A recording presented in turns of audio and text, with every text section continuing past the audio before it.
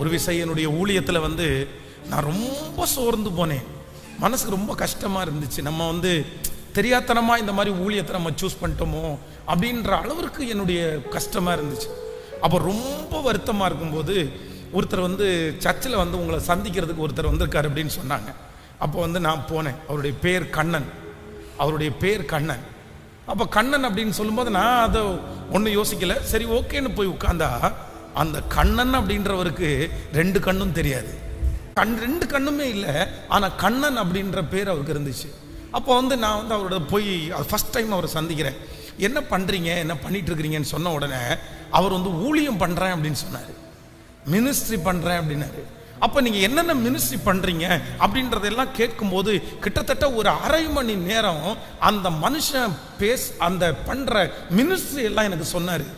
சரி, உங்களுக்கு 2 கண்ணும் இல்லை அப்படி இல்லை, நீங்கள் எப்படி இந்த காரியத்தை எல்லாம் செய்கிறீங்கன்னு ஒன்று அவர் என்ன சொல்கிறாரு, எனக்கு மாம்ச கண்ணு தான் 2மே போச்சு, ஆனால் ஆவிக்குரிய கண்ணு 2மே எனக்கு கர்த்தர் திறந்துட்டாரு. ஐயோ, ரொம்ப ஷாக்காக இருந்துச்சு. அந்த சிச்சுவேஷனில் நான் சோர்ந்து போய் இருக்கும்போது அந்த கண்ணன் என்கிற ஒரு மனுஷனை ஆண்டவர் சந்திக்க வச்சு அப்படியே என்னை திடப்படுத்துறாரு. பாருங்க, என்னடா நீ நினைச்சிட்டு இருக்கிற, 2 கண்ணும் இல்லாம ஆவிக்குரிய கண்ணு திறந்துச்சுன்னு உனக்கு முன்னாடி சொல்லிட்டு இருக்கிற பையன் 24 மணி நேரத்துல குறைஞ்சது 12 மணி நேரம் ஊழியம் செய்றாரு. உனக்கு 2 கண்ணு, 2 காலு, 2 கை, ஒரு பழுது கூட இல்லாம சரீரத்தை கொடுத்துருக்கிற. நீ என்ன பண்ணணும், என்ன நினைச்சிட்டு இருக்கிற? என்னையே ஆண்டவர் திட்டுறது மாதிரி ஃபீல் பண்ணேன். சாரிப்பா.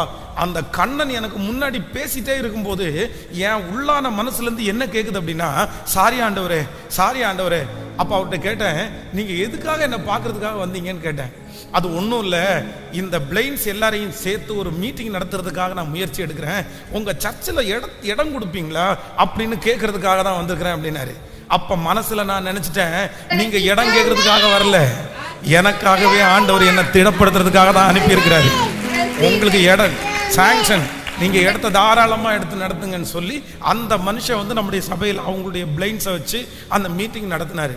அப்போ ஆண்டவருடைய பிள்ளையே, இன்றைக்கு சோர்ந்து போய் இருக்கிற நிறைய பேரை பார்த்து ஆண்டவர் சொல்றாரு, நீ GH ஹாஸ்பிட்டலுக்கு போய் பாரு மகனே, உன்னை எப்படி நல்லா வச்சிருக்கிறேன்னு அப்பதாப்பா உனக்கு தெரியும். நீ தெரு ஓரத்தில் போய் பாரு மகனே, அப்பதான் மகனே உனக்கு தெரியும் உன்னை எவ்வளவு நல்லா வச்சிருக்கிறேன்னு. சிறைச்சாலையில போய் பாரு மகளே, அங்கதான் உனக்கு தெரியும் உன்னை எவ்வளவு நல்லா வச்சிருக்கிறேன் நான். சில இடங்கள் எல்லாம் இருக்குது, அந்த இடத்துக்கு நீங்க போய் பாருங்க.